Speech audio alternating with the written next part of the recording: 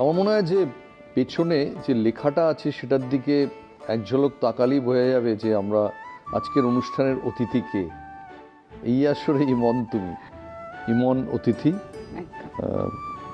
ইমনকে তো এখন কি বলবো, যে আপনি চারদিকে তাকালেই ইমনকে দেখতে পাবেন, সোশ্যাল মিডিয়ায়, খবরের কাগজে, যে কোনো রিলসে, ফেসবুকে, মানে গানে, ইউটিউবে ইমনকে অগ্রাহ্য করার প্রায় উপায়ই নেই।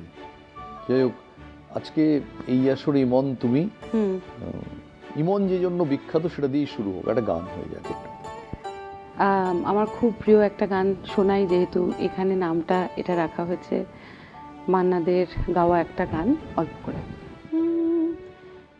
বেহাগ যদি না হয় রাজি, বসন্ত যদি না যাসে, এই আসরে ইমন তুমি থাকো বন্ধু আমার পাশে।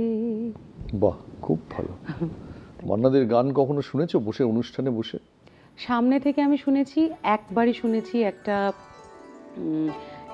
টেলিভিশনের একটা চ্যানেলের জন্য উনি, এবং হ্যাঁ উনি একা এসেছিলেন। আরেকবার দেখেছি সন্ধ্যা মুখোপাধ্যায় এবং মান্না দে, ওনারা দুজনে একসঙ্গে একটা সায়েন্স সিটিতে যে করছিলেন, সায়েন্স সিটিতে। এবং I was in the last row, একদম কোণের একটা সিটে আমরা সব বন্ধুরা মিলে প্রোগ্রামটা দেখতে গিয়েছিলাম। ওটা মনে আছে, ওটা ভোলার নয়। বাট কখনো আলাপ হয়নি ওনার সঙ্গে, সেই সৌভাগ্য হয়নি গৌতম দা। বছরের প্রায় শেষ হয়ে এলো, একটু ঘুরে আরাম করে বসো না, পা তুলে আরাম করে বসো, নাহলে আড্ডাটা কি করা হবে? না পরে আবার ট্রোলিং হবে। ট্রোল তাহলে তোমাকেই করব, ট্রোল আমাকে করবে, আমি তো সংযোজক উঠে বসতে বললেন ইমনকে। তাহলে ঠিক আছে, থ্যাংক ইউ। ক্যামেরা পজিশনিং যা হয়েছিল সেগুলো বোধহয় ঘেটে গেল, কিন্তু কিছু করার নেই, আড্ডাটাই হবে না। একদম। গোটা বছরের প্রফিট অ্যান্ড লস অ্যাকাউন্ট করতে বসলে কি দেখা যাবে 2024 ইমনের জন্য? 2024 আমাকে অনেক কিছু দিয়েছে, এবং 2024-এর একটা সময়ের পরে খানিকটা স্লো হয়ে গিয়েছিল, মানে লাইফটা, মানে আমি বলবো যে ওই সেপ্টেম্বর থেকে নভেম্বরের এই সময়টা, ইভেন অগস্ট থেকে, যখন যে ঘটনার মধ্যে দিয়ে গোটা বাংলা গেল, তারপর থেকে স্লো হয়ে গিয়েছিল। আমি প্রফেশনের জায়গা থেকে বলছি, শোজ বলো বা রেকর্ডিংস বা শুটিং, এক তো করার ইচ্ছে হচ্ছিল না, কিন্তু ইচ্ছে না হলেও আমার উপায় নেই, কারণ এটাই আমার কাজ, আমাকে করতেই হবে, কিন্তু সেটাও হচ্ছিল না। তো সেটা নিয়ে আমি একটু বেশ ভীত হয়েছিলাম, কিন্তু আমার দলের ছেলেপুলেরা খুবই মানে বুক বেঁধে বলেছিল যে হবে, সব ঠিকঠাক হবে। কিন্তু আবার টাচউড, আবার এখন সবটা ঠিকঠাক পথেই চলছে। বেশ কিছু অ্যাওয়ার্ড এসছে, অস্কারে একটা নমিনেশন প্রাথমিক পর্বে ছিল, সেটা তো একটা বড় ব্যাপার। নিশ্চয়ই। সবসময় তুমি খবরের মধ্যে থাকো কেন, এটা আমার প্রশ্ন। আমি এই প্রশ্নটার অপেক্ষায় ছিলাম।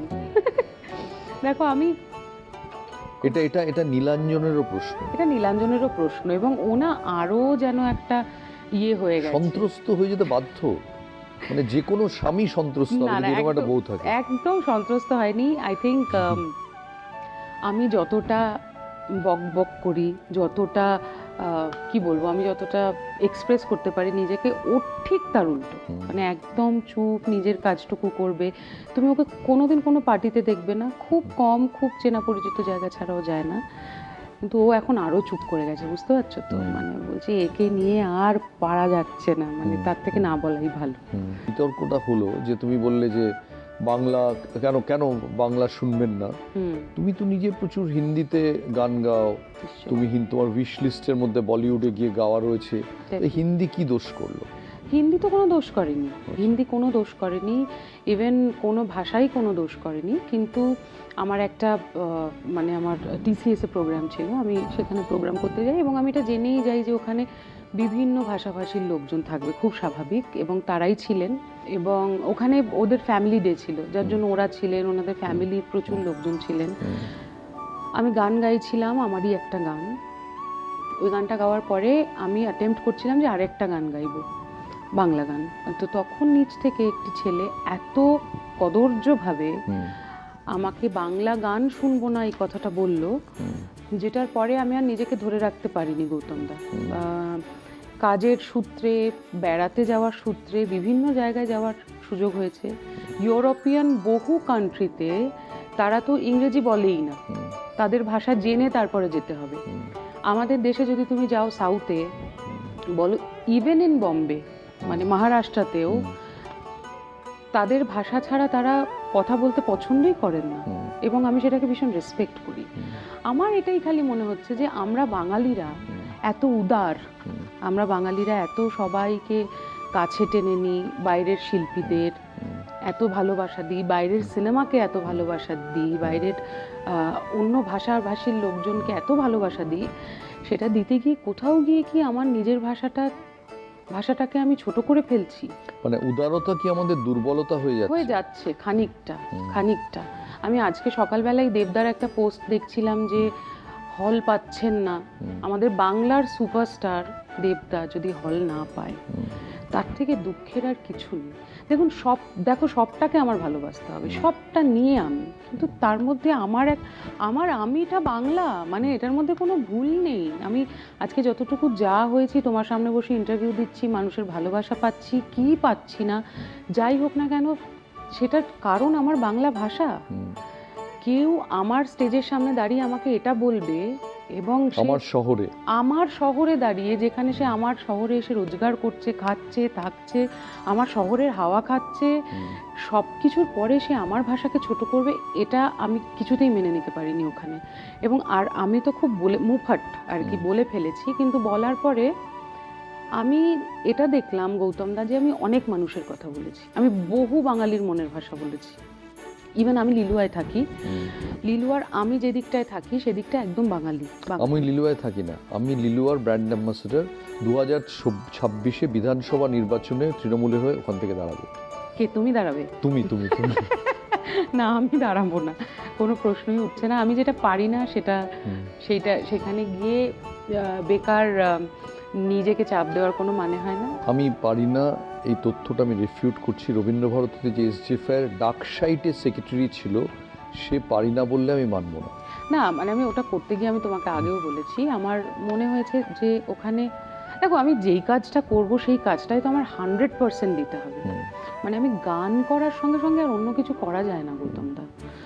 মানে ইভেন গান, যারা ধরো বাড়িতে যখন আমি রেয়াজ করি, তখন আমার এটাও মনে হয় না যে আমি উঠে একটু রান্নাটা করি, কারণ আমার কাছে এটাই প্রায়োরিটি। কিন্তু আবার ঘরের কাজও করি, সব কাজই করি, কিন্তু না, গানটাকে খাটো করে নয়। যেই মুহূর্তে আমি একটা অন্য কোনো মানে কি বল, খুব সিরিয়াস একটা কাজে নিজেকে নিযুক্ত করব, সেখানে আমি গানও করছি, শো করছি, রেকর্ডিংও করছি, আবার ওটাও করছি, দুটো একসঙ্গে হবে না, আমার দ্বারা তো হবে না। তাই আমি আপাতত গানেই আছি এবং এখানেই ভীষণ খুশি। আচ্ছা, ওই যে ছেলেটা বললো ভিড় থেকে, তারপর তার কি হলো? আমি তাকে আর দেখতে পাই। আমি যখন বললাম, ওকে একটা কফি ডেটে ডাকলে কিরম হয়?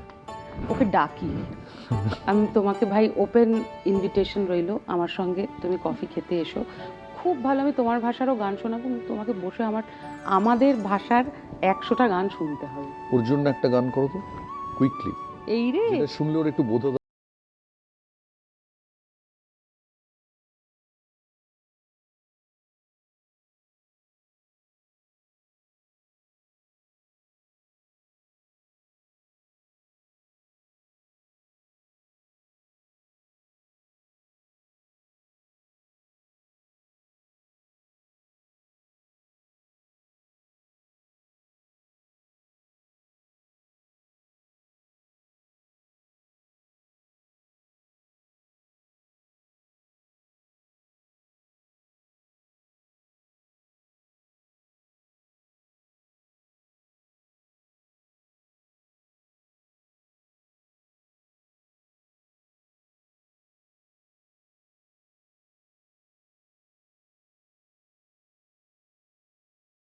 কিছুই জানি না, চোখেও দেখিনি, কিন্তু তুমি ভাই ইমনের সঙ্গে কিন্তু একটা কফি ডেটে যেতে পারবে। আর আপনাদের বলি খুব সিনসিয়ারলি যে এগুলো অনেক সময় দেখবেন সাক্ষাৎকার অনুষ্ঠানে ওয়েল রিহার্স থাকে, বাট বিশ্বাস করুন, আমি যেই প্রশ্নটা করবো এটা কিন্তু ইমন জানতো না, এবং আমি বলবো যে এটাই ওর স্মার্টনেস, যে ইমিডিয়েটলি ও রেসপন্ড করে এই গানটাই গাইলো। আমি কিন্তু নিজে ভাবতে পারি, আমি হচ্ছে হয়তো রবীন্দ্রসঙ্গীত গাইবে। চমৎকার, এই গানটা একদম সুপ্রযুক্ত ছেলেটার জন্য। ছেলেটা কিন্তু আমার প্রেমে পড়ে যাবে, ছেলেটা প্রেমে পড়ে যাবে। হ্যাঁ ডেটে আসলে একদম আমার প্রেমে পড়ে যাবে। Very good, very good. এবং তারপরে বাংলারও প্রেমে পড়বে। বাংলারও প্রেমে পড়বে। Very good. আমরা বিরতির পর একটা বাধ্যতামূলকভাবে বলি যে কোথাও যাবেন না, এক্ষুনি আসছি, কিন্তু এটা বাধ্যতামূলকভাবে বলছি না, জেনুইনলি বলছি। গেলে কিন্তু একটা খুব ফ্রি উইলিং ডিসকাশন এবং গান মিস করবেন, লস কিন্তু আপনার। প্লিজ কোথাও যাবেন না। বিভিন্ন মহল থেকে তোমার কাছে কীরকম রিয়াকশন এলো? আমাদের কাছে দু ধরনের রিয়াকশন এসছে। একটা হচ্ছে ইমন সবসময় নিউজে থাকতে পছন্দ করে, একটা হচ্ছে ইমন ঠিক কাজ করেছে, কিন্তু দুটোই প্রায় 50-50। তুমি কি শুনেছো রিয়াকশন? আমি প্রচুর ফোন পেয়েছি, প্রচুর মেসেজ পেয়েছি। উল্লেখযোগ্য যেমন আমাকে ইন্দ্রদীপদা ফোন করেছিলেন। ইন্দ্রদীপদা খালি আমাকে ফোন করে বলছিলেন যে তুমি একটু মাথাটা ঠান্ডা রাখো, সবসময় কেন মাথা গরম করে ফেলো। এটা যেহেতু উনি আমার কি বলবো, হি ইজ লাইক মেন্টর। হ্যাঁ, তো ইন্দ্রদীপদার কথাটাও আমি শুনেছি এবং আমি 2025-25 আমি একদম মাথা ঠান্ডা রাখার চেষ্টা করব। সৃজিতদার সঙ্গে কথা হয়েছে, ইভেন যার সঙ্গে কথা হয়েছে। গৌতমদা ওই দিন যেদিন আমি বলেছি তার পরের দিন আমি আর আমার বর চা খেতে গেছি এমনি রাস্তায় দোকানে দাঁড়িয়ে, কত লোক এসে আমাকে যে অভিবাদন জানিয়েছেন এবং ধন্যবাদ জানিয়েছেন যে এটা আমাদের কথা আপনি বলেছেন। এটা দেখতে পেয়ে আমার খুবই ভালো লেগেছে। আর যারা বলছেন নিউজে থাকতে চাই, তাদের মতামত আমি কি বলতে পারি। তুমি যে ধরো 2017 থেকে 24 এরকম একটা আনবিলিভেবল একটা উত্থান,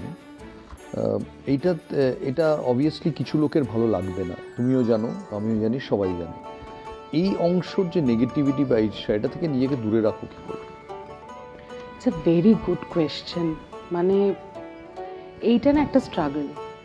মানে নিজের সম্পর্কে খারাপ শুনতে, বা আমি কোথাও গিয়ে একটা ধরো ঢুকলাম একটা ঘরে, সেখানে গিয়ে একটা তো এনার্জি বোঝা যায়, একটা তো ভাইব্রেশন বোঝা যায়, কে আমাকে কি ভাইব্রেশন দিচ্ছেন। সেটা না চাইলেও নেগলেক্ট করা যায় না। ভালোটাও যেমন ভীষণভাবে এফেক্ট করে, খারাপটা মনে হয় একটু বেশি করে। কিন্তু যেটা খুব হেল্প করে সেটা হচ্ছে যে, আমাকে যেটা হেল্প করেছে, আমি না আরও অনেক বেশি নিমজ্জিত হয়েছি সঙ্গীতের মধ্যে।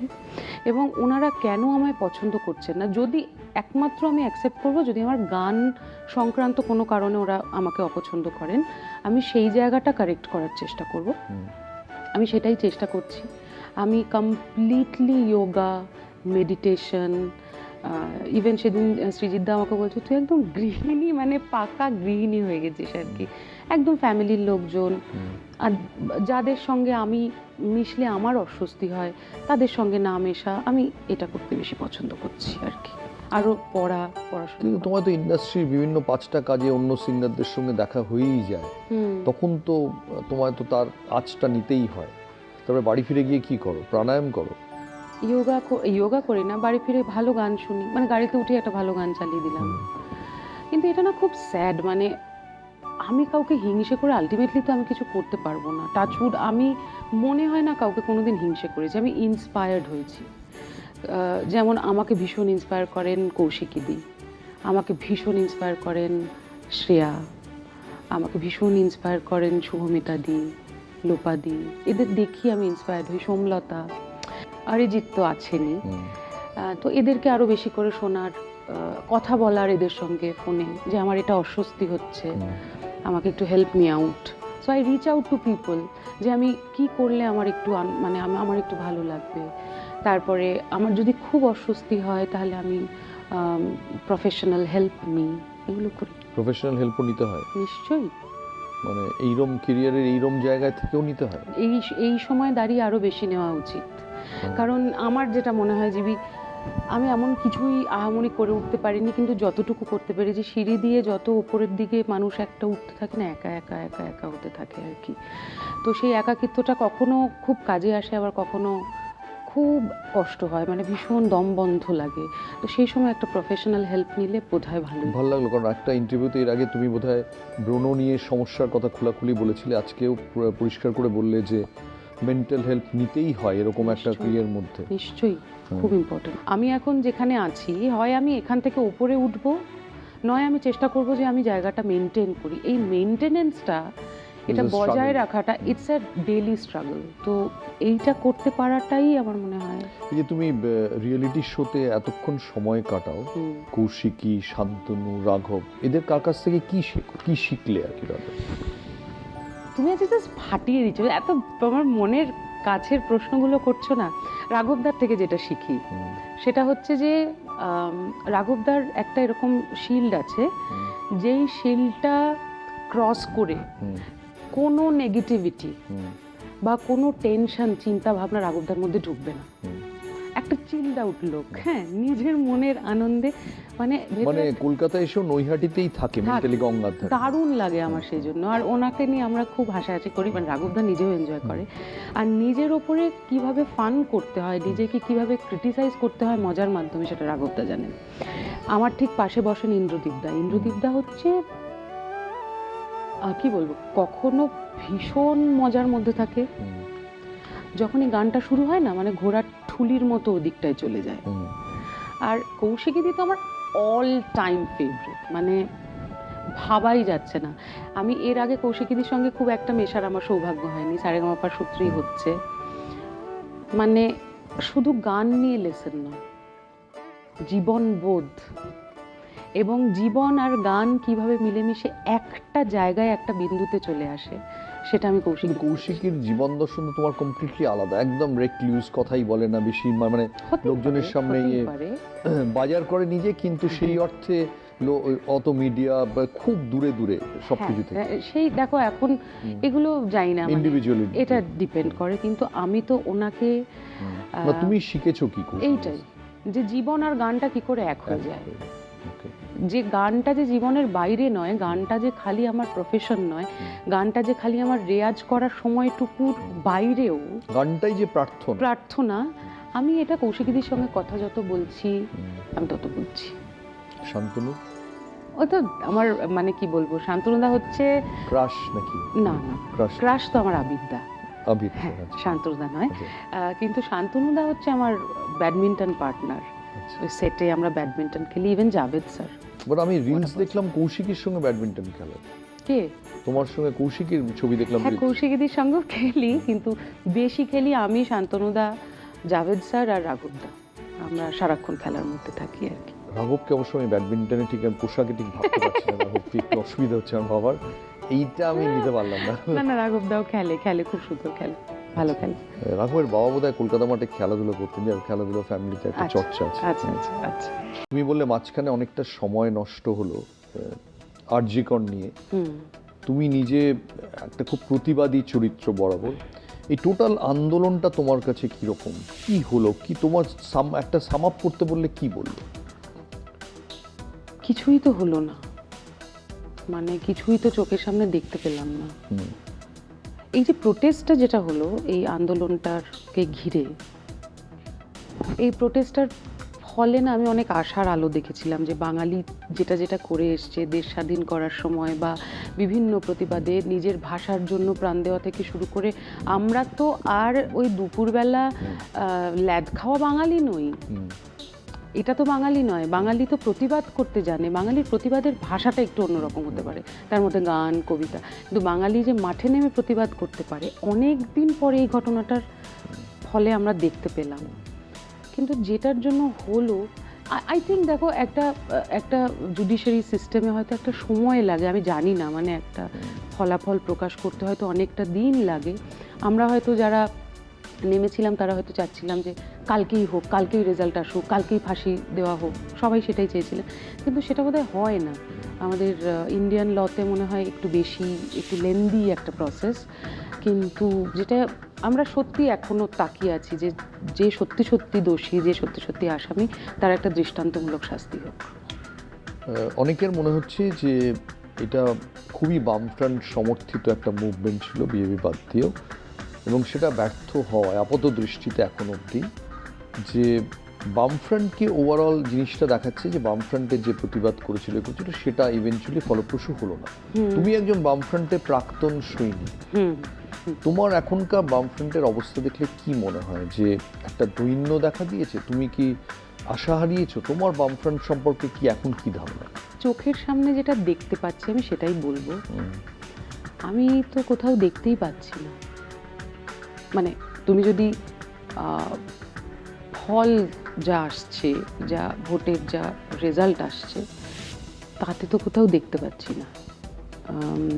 এবং তুমি যে তখনকার আন্দোলনটা ছেড়ে চলে গিয়েছিলে, তোমার মনে হচ্ছে ঠিকই করেছিলে, যে কোনো দিশা নেই, তাই তো? কোন আন্দোলনটা বলো? মানে তুমি ধরো রবীন্দ্রভারতীতে তুমি তো এসএফ তখন সেক্রেটারি ছিলে, তারপরে তোমার মনে হয়েছিল যে কোনো প্রোটেকশনই নেই দল থেকে। সেই সময় ছিল না, সত্যিই ছিল না, আমি সেটাই বলেছিলাম। সেটা বলার পরে বহু লোক এসে আমাকে যা নয় তাই বলেছিলেন, কিন্তু যেটা সত্যি সেটা সত্যি। এই যে তোমার সঙ্গে মোহাম্মদ সেলিমের দেখা হলো, কি বললেন উনি? দেখো, সেলিম দা হচ্ছেন, যখন আমি নিজে ছাত্র রাজনীতি করতাম তখন সেলিম দা বলো বা মানব দা বলো বা আরও অনেকেই আছেন, অসিতাঙ্কদা ছিলেন, যারা আমাদের ক্লাস নিতেন ডেলি বেসিসে, যাদের কাছে আমরা পড়াশোনা করতাম, আমরা শিখতাম। একটা তো খুব সুন্দর রুলস অ্যান্ড রেগুলেশনস ছিল, এখন কি আছে আমি জানি না, নিশ্চয়ই আছে। তো ওনারা ক্লাস নিতেন। আমার মোহাম্মদ সেলিমের মতো বক্তা আমার যে কি ভালো লাগে। আমি এখন হয়তো একদম সামনে দাঁড়িয়ে আমি কোনো রাজনীতির সঙ্গে যুক্ত নই, আমার সুবক্তা খুব প্রিয়, যার জন্য তুমিও আমার খুব প্রিয়। যারা বক্তা দিয়ে কি হবে যদি দিনের শেষে ভোটটা না আসে? এখন আমি একদমই এই সিনটার মধ্যে নেই, এবং আমি সত্যি কথা বলতে কি এটা নিয়ে ভুলে গেছি, মানে আমি ওটার ভাবতেও চাই না। পূর্বাশ্রম আমি এখন যেই জায়গায় রয়েছি, আমার জীবনে সঙ্গীত আর আমার ফ্যামিলি বাদ দিয়ে। তার মানে এই নয় যে আমি সেলফিশ, তার মানে এই নয় যে আমি সমাজের কোনো খবর রাখছি না বা ভাবছি না বা কিছু করছি না। যতটুকু করছি, আমার একটা ছোট্ট ট্রাস্ট, একটা অর্গানাইজেশন আছে, সেখান থেকে আমরা আমাদের মতো করে টুকটুক করে কাজ করি। আমি গান গাই আর বাড়িতে বসে আমার বাবার সঙ্গে বউয়ের সঙ্গে গল্প করি। এইটুকু আমার জীবন। এর বাইরে বেরিয়ে খুব বেশি কমপ্লেক্স জায়গার মধ্যে আমি আর ভাবতেই চাই। এই যে দীপশিতার সঙ্গে সেদিন তোমার দেখা হলো, তুমি, আমি জানি না মীনাক্ষীকে চেনো কিনা, এদের পাঠিয়ে কাজ করতে দেখলে তোমার কি মনে হয় এই নামগুলোর পাশে আরেকটা নাম যেতে পারতো না? মনে হয় না আমার এটাই ঠিক আছে? জানো তো, আমার না যারা নতুন ছেলেমেয়েরা, কম বয়সী, মানে ইয়াং ব্লাড, ওদের কাজ করতে দেখলেই আমার আনন্দ হয়। মানে কেউ একটা ইয়াং ব্লাড স্টেজে উঠে গান গাইছে দেখলেই আমার আনন্দ হয়। একটা ইয়াং ব্লাড কোনো বক্তৃতা দিচ্ছে দেখলে, সামনে দাঁড়িয়ে নেতৃত্ব দিচ্ছে দেখলেই আমার আনন্দ হয়। সেটা দীপশিতা হতে পারে, মীনাক্ষী হতে পারে, যেহেতু ওরা বামফ্রন্টের, বা আমি যদি যে কোনো অন্য দলের। নতুন ছেলেমেয়েদের আসা উচিত, এবং নতুন ছেলেমেয়েদের আরও সামনে এগিয়ে এসে বিভিন্ন ফিল্ডে কাজ করা উচিত। এবার তুমি যাকে ভালোবাসার সময় হয়েছে, যে বামফ্রন্ট ছেড়ে ভালোবাসাটা সঙ্গীতে, হ্যাঁ, এই গানটা ইমন ছাড়া তো, ইমনের সাথে যে গানটা আসেনি, এটা তো হতে পারে না। এই গানটা গাইবো? নিশ্চয়ই। আচ্ছা, বেশ। তোমার নৌকোর মুখোমুখি আমার সৈন্য দল, বাঁচার লড়াই, আমার মন্ত্রী খোয়া গেছে একটা চালের ভুল, কোথায় দাঁড়াই, কথার ওপর কেবল কথা, সিলিং ছুঁতে চাই, নিজের মুখের আয়না দোল লাগছে অসহায়, তুমি অন্য কারুর ছন্দে বেঁধো গান। আমার প্রশ্ন হচ্ছে যে, শুনেছি যে অমিতাভ বচ্চনকে যখন উনি খুব খারাপ অবস্থার মধ্যে একজন রাজ জ্যোতিষীর কাছে উনি যান লখনৌতে, তিনি একটা আংটি দেন, সেটা নাকি তার জীবন ফেরাতে অনেকটা ভূমিকা নেয়। আমি জানি তোমার একজন জ্যোতিষী আছেন, যাকে নীলাঞ্জনকে বিয়ে করবে কিনা এই জাতীয় ব্যাপারে তুমি তার পরামর্শ দাও। নীলাঞ্জন না, এইসব কথা তোমায় কেন বলে আমি জানি না। তো এই জ্যোতিষী এখন তোমায় কোন আংটিটা তোমার জীবন বদলে দিয়েছে? তুমি দেখো, আমার হাতে এই আংটিটাই খালি আছে, যে আংটিটা মা থাকাকালীন আমি পরে আছি, আর কোনো আংটি নেই। জ্যোতিষীর দেওয়া কিছু নেই? উনি কি বলছেন এখন? উনি বলছেন মাথা ঠান্ডা করো, খুব মাথা ঠান্ডা করে থাকো, 2025 মাথা ঠান্ডা করে থাকার বছর, তাই আমি 2025-এ মাথা ঠান্ডা করে থাকবো। এখন তোমার আরেকটা ঘটনা হলো, বাজারে তুমি কি কিনতে গেছিলে, একটা লোক তোমার দিকে তাকিয়েছিল, সেটাতে তুমি রেগে গিয়ে পুলিশকে ফোন করলে। আচ্ছা, আমি যদি ইমন চক্রবর্তীকে বাজারে আলু কিনতে গিয়ে দেখি, তো আমি তাকাবো না তো কি আমি আলুর দিকে তাকাবো? আমার এটা বলো তো। আচ্ছা, তুমি ভিজুয়াল হ্যারাসমেন্ট, এই যে একটা টার্ম আছে আমাদের, সেটা জানো তো? নাকতলা বাজারে কি বাজারে সকালবেলা কি ভিজুয়াল? সকালবেলা তো নয়, রাত্রিবেলা 11টার সময়। 11টার সময় তো অন্ধকারে আলো, ফুটপাতের আলো তো দেখাই যায় না, চিনতে পেরেছে, দেখেছে না, ইট ওয়াজ আ কমপ্লিট ভিজুয়াল অ্যাসল্ট। আচ্ছা, আমি ওদের নীলাঞ্জনদের বাড়ির পাশে একটা মাঠ আছে, সেখানে আমরা ব্যাডমিন্টন খেলতাম। সেখান থেকে ফিরে রাত্রিবেলা আমি গাড়িটা চালাচ্ছিলাম, দাঁড় করিয়ে আমি আর আমার এক ছাত্র আমরা চা খাচ্ছিলাম। গৌতম দা, ওটা একটা কমপ্লিটলি একটা ভিজুয়াল অ্যাসল্ট ছিল। এবং এটা মেয়েরা এটা ভীষণ বুঝতে পারে। মানে আমি একটা র্যান্ডামলি কারোর দিকে তাকিয়ে আছি বা আমার দিকে, তাহলে তো আমি যখন শো করতে যাই আমার দিকে তো হাজার হাজার লোক তাকিয়ে থাকে, আমি তো সেটা নিয়ে কিছু বলছি না। বা আমি কারোর সঙ্গে ফুচকা খেতে যাচ্ছি, ফুচকার যেই দাদা আমায় ফুচকা দিচ্ছে সে আমার দিকে তাকিয়ে রয়েছে, এটা তো অ্যাসল্ট। মানে আজকে দিনের পর দিন প্রত্যেক, মানে বেশিরভাগ মেয়েদেরকে যারা বাসে ট্রেনে যাতায়াত করে, পাবলিক ট্রান্সপোর্টে, তুমি একটু জিজ্ঞেস করে দেখো তো তাদের দিনের পর দিন কি ভিজুয়াল অ্যাসল্টিংয়ের মধ্যে দিয়ে যেতে হয়। আমি গাড়িটা পার্ক করে, আমি রাতেরবেলা খেলি, গাড়ি পার্ক করে আমি আর আমার এক ছাত্র চা খাচ্ছিলাম। আনফর্চুনেটলি সেটা আমার শ্বশুরবাড়ির পাড়া। চা খাচ্ছিলাম, ওই ভদ্রলোক নন, ওই লোক, হি ওয়াজ কমপ্লিটলি ইনটক্সিকেটেড।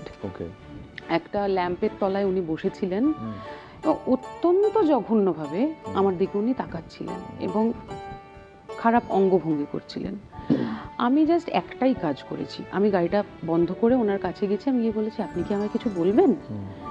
উনি বললেন যে উনি ওই দিকে একটা ফল ছিল, সেই ফলটার দিকে ইঙ্গিত করে আমাকে বললেন যে ওটা খাবো। তো আমি তখন বললাম যে আপনার খেতে হলে আপনি নিজে গিয়ে কিনে খান, আমাকে বলছেন কেন? না, তোমার থেকেই কিনে খাবো। এইটা যখন আমি শুনলাম আমার মনে হলো একটি বদ চরিত্রের লোক, এবং আমি ওখানে দাঁড়িয়েই সঙ্গে সঙ্গে টলিগঞ্জ থানায় ফোন করলাম।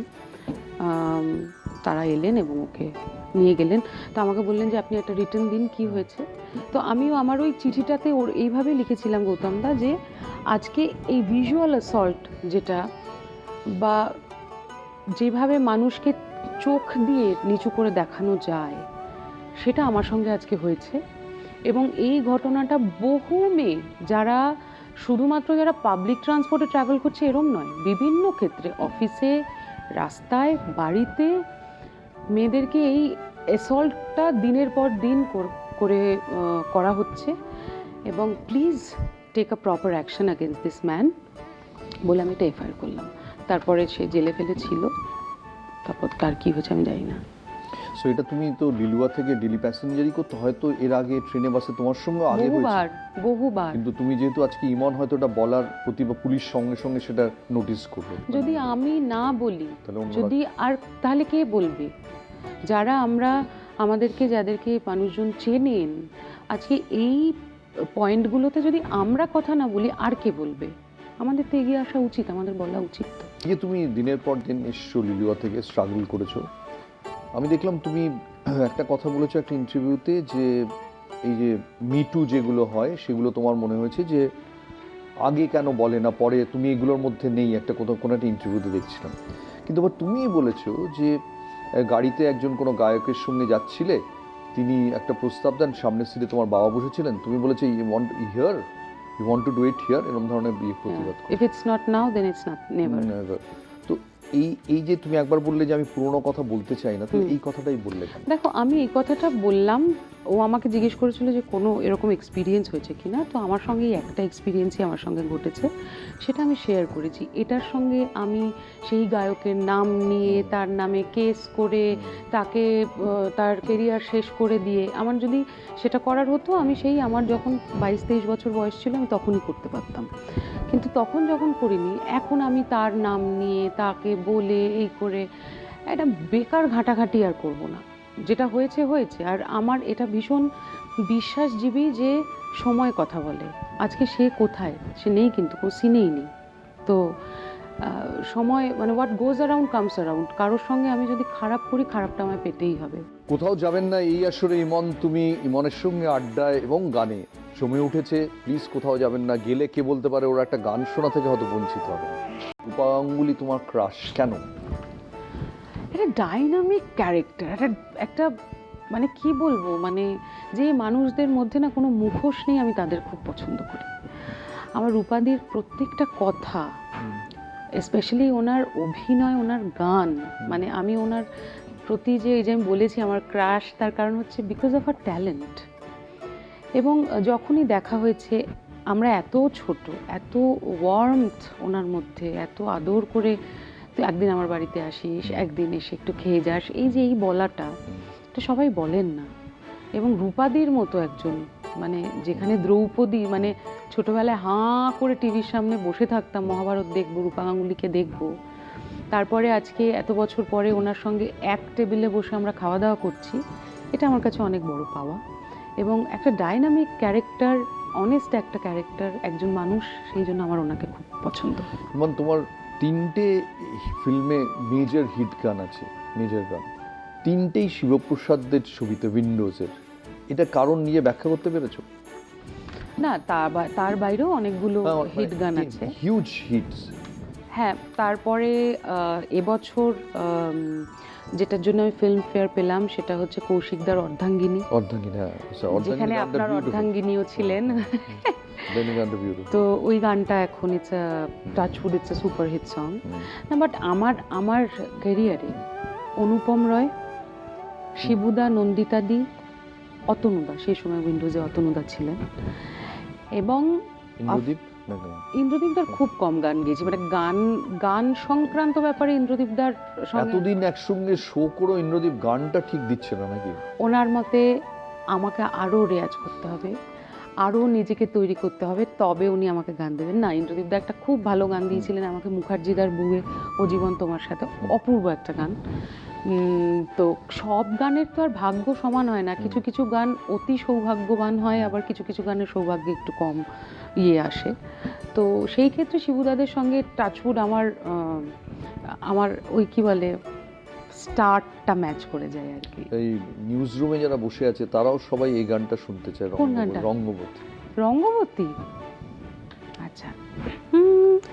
হে রঙ্গবতী রঙ্গবতী, হে রঙ্গবতী রঙ্গবতী, হায় রঙ্গবতী রঙ্গবতী, রঙ্গিলা অন্তরে আবডুবু তোমারি কথা।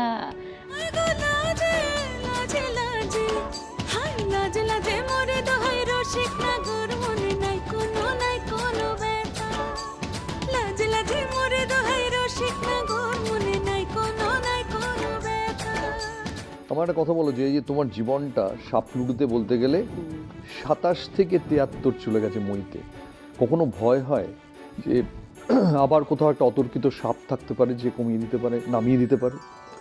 না, ভয় পেয়ে কি হবে, এটা হতেই পারে। আর এটা তো একটা সময়ের পরে তো আমার জায়গাটা অন্য কেউ নেবে, এবং সেটা আমাকে দেখতে হবে। আমি সেই দিনটার জন্য প্রস্তুত, কিন্তু আমি যেভাবে নিজেকে তৈরি করেছি না, জীবী, নিজে একা একা, নিজে এটা ভেবে যে হয়তো আমার রেমিউনারেশনটা কেউ নিয়ে নেবে, আমার প্লেব্যাকটা কেউ নিয়ে নেবে, আমার লাইমলাইটটা কেউ নিয়ে নেবে, কিন্তু আমার মধ্যে থেকে আমার আমিটা আর আমার মিউজিকটাকে কেড়ে নেওয়ার ক্ষমতা এই গোটা বিশ্ব ব্রহ্মাণ্ডে কারণ নেই। যতদিন না, আমি জগন্নাথ দেবে ভীষণ বিশ্বাসী, যতদিন না আমি আমার কাজটা ঠান্ডা মাথায় ডেডিকেশনের সঙ্গে করে যাব, আমাকে কেউ আটকাতে পারবে না। আমাকে কেন, পৃথিবীর কাউকে কেউ আটকাতে পারবে না।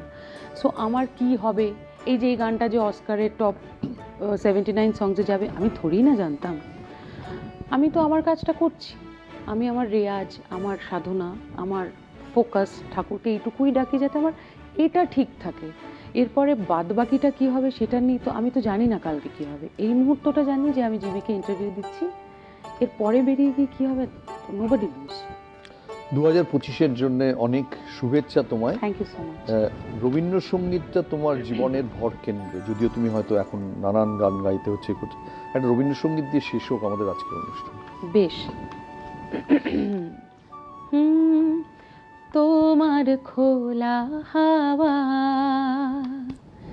লাগিয়ে পালে, তোমার খোলা হাওয়া টুকরো করে কাছি আমি ডুব